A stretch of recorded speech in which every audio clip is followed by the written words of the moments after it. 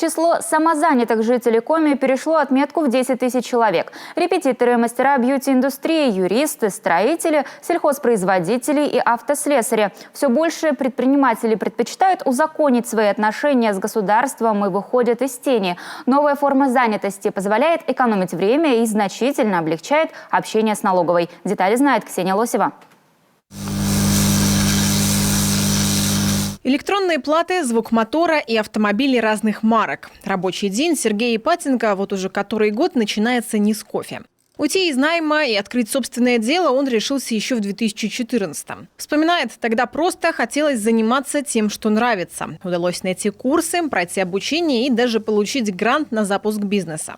Ну а первыми клиентами стали автомобили родственников и знакомых. Сегодня запись в автосервис уже на неделю вперед. И это не предел, делится Сергей. Идеи для дальнейшего развития есть, да и времени появилось больше. Недавно он перевел свое ИП на самозанятость.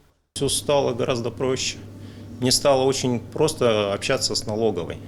Вот эта форма меня немножко утомляла, потому что нужно было понимать форму сдачи отчетности.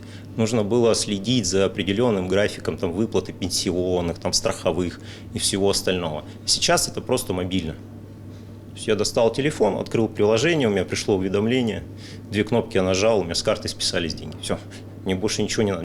Экономия времени, упрощенная система регистрации, низкие налоговые ставки, и это далеко не все. Самозанятым доступны и льготные займы в государственных микрофинансовых организациях. Как раз этой преференцией воспользовался и Сергей. Займ потратил на новое оборудование. Теперь в автосервисе появилась услуга эндоскопии мотора. Впрочем, эксперты отмечают, институт самозанятых в регионе развит не до конца. А потому самозанятые граждане имеют низкую активность в привлечении дополнительных кредитных ресурсов для организации своей деятельности. Работа в этом направлении ведется. Разрабатываются специальные образовательные программы для повышения интереса самозанятых к данному виду поддержки. Получить деньги очень просто.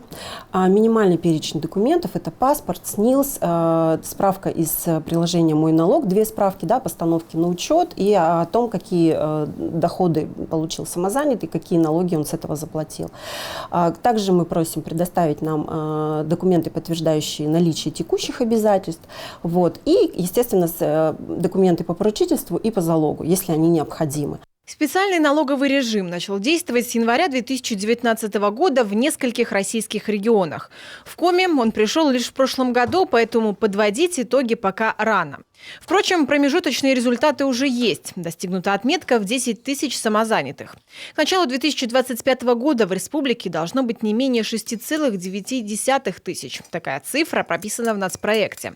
Однако в зачет идут только те специалисты, которые работают в самой республике. На сегодня этот показатель достигнут на 87%. Ксения Лосева, Дмитрий Булаев, телеканал Юрган, Сыктывкар.